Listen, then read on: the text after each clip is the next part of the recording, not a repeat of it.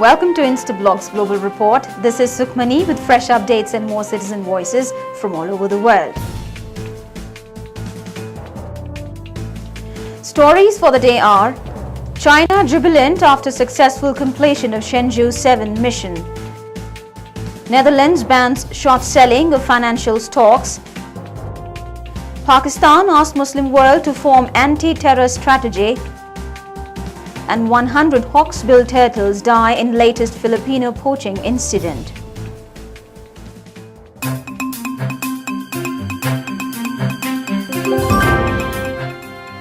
China is thrilled after successful completion of historic Shanzou VII mission.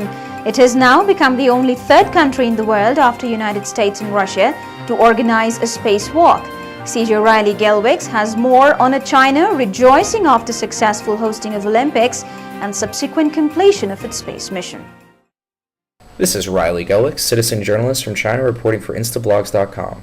China has yet another reason to rejoice. The successful hosting of the Olympics has been followed by a perfect mission of the Shanzou VII spacecraft. The craft carried 3 astronauts into space for the country's third manned spaceflight and first ever spacewalk. The successful mission has filled the Chinese with a great sense of pride after the milk scandal seemed to take some luster off of the Chinese image. The move is yet another milestone in the Chinese attempts to show the world it has arrived. The mission is a sign of China's growing power in the region and underscores the country's political clout in the world. It also speaks about the importance China gives to space exploration for both military and commercial purposes. With plans for 3 more launches by 2010 and a mission to the moon by 2020, it could be argued that the U.S. dominance in space is under threat. China has joined Europe and India in announcing ambitious new plans in aerospace. After a disastrous first half of 2008, the second half has given the Chinese reason enough to rejoice in national pride and be hopeful for a better life in the Middle Kingdom.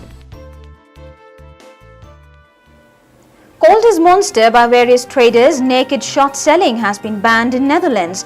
Naked short selling entails selling a stock short without first borrowing the shares. It is believed that such an option in derivatives have been one of the reasons behind such an anticipated destruction on the Wall Street.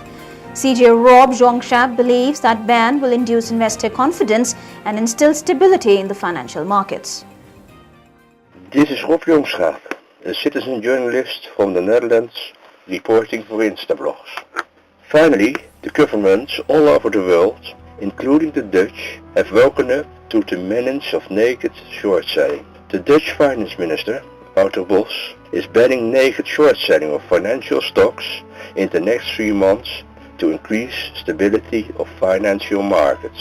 A number of countries have clamped down practice of selling borrowed shares in hopes of buying them back cheaper and pocketing the difference. The ban has gone in effect Monday, and most of the traders have a heaving of sigh of relief, as no more they can see a market meltdown in a day or a week. The stability may produce some confidence in the investors who have faced massive loss in the last weeks.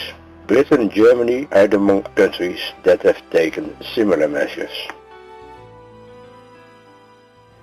Pakistan's Prime Minister Yusuf Raza Gilani has demanded a concerted action by the Muslim world for formulation of a comprehensive strategy to counter terrorism in all its forms and manifestations.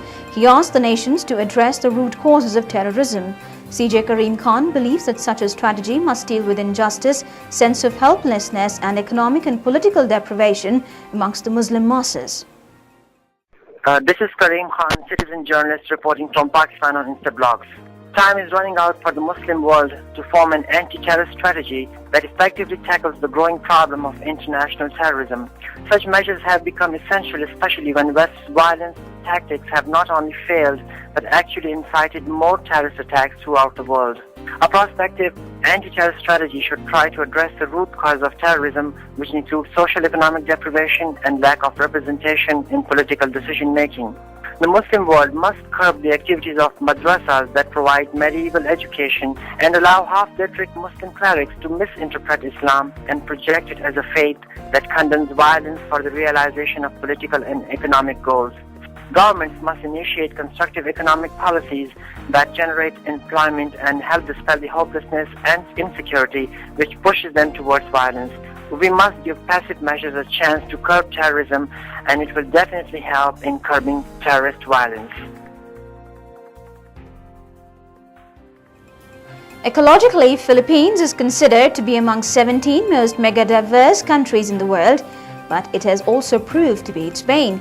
Recently, 100 dead hawksbill turtles were discovered aboard a Vietnamese fishing vessel apprehended near Malampaya. CJ Grace Calderon holds the incident is yet another proof of Philippines not doing enough to protect its ecology. This is Grace Calderon, citizen journalist for Instablogs, reporting from the Philippines. Recently, more than 100 dead hawksbill turtles were discovered aboard a Vietnamese fishing vessel apprehended near Malampaya in the seas of western Philippines. The 13 Vietnamese poachers arrested after the incident are just the latest in a long line to have intruded upon Philippine waters, violating both local and international laws. Last year, over 200 green turtles were retrieved in the Sulu Sea in southern Philippines. 2 years ago, 359 humphead wrasse were seized. Napoleon fish or humphead wrasse is one of the largest coral reef fishes. The World Wildlife Fund or WWF has stepped in to act as watchdog to ensure that charges are pressed in this case. This may discourage the poachers in the meantime that the Philippine government has not taken concrete steps to protect this depleting part of the country's ecology. If you want your voice to be heard by millions, let Instablogs be your choice. You can contact us at cj@instablogs.com.